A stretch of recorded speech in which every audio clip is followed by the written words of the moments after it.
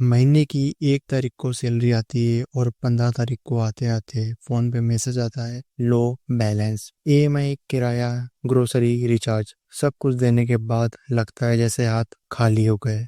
हर महीने का यही हाल है। तो रुकिए, क्योंकि आज मैं आपको बताऊंगा ऐसे प्रैक्टिकल टिप्स जो आपकी इनकम को बेहतर तरीके से मैनेज करने में आपकी मदद करेंगे। पहला है, बजट बनाओ फिर खर्चा करो। जैसे हर घर का नक्शा होता है, वैसे ही हर महीने के पैसों का भी नक्शा यानी बजट होना चाहिए। 50-30-20 रूल अपनाओ। ये सबसे फेमस और प्रैक्टिकल तरीका है पैसों को डिवाइड करने का। 50% यानी जरूरी खर्च, रेंट, राशन बिल। 30% जो आप चाहते हो, शॉपिंग, बाहर का खाना या एंटरटेनमेंट। और 20% सेविंग या इन्वेस्टमेंट। एग्जाम्पल, अगर आपकी इनकम 15,000 है तो 7,500 जरूरी खर्चे, 4,500 जो आप चाहते हैं उस पे खर्चा, और 3,000 रुपए सेविंग और इन्वेस्टमेंट में कर सकते हैं। पैसे का मालिक बनना है तो पहले उसे समझदारी से बांटना सीखो। हर खर्चे को नोट करो।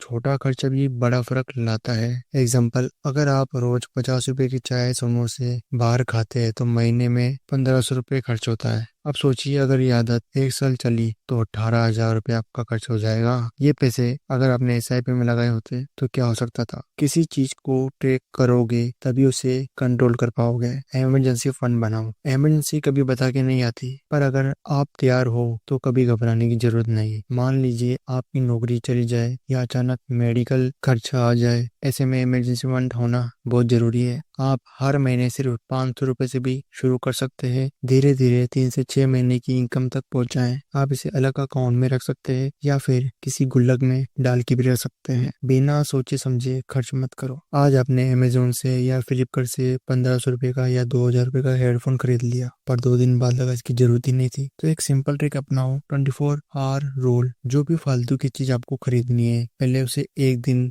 दो, फिर आपको दूसरे दिन लगता है कि वो जरूरी है, तभी वो चीज लेनी चाहिए। ऐसे में आप फालतू खर्च नहीं करोगे। कैश का इस्तेमाल बढ़ाओ।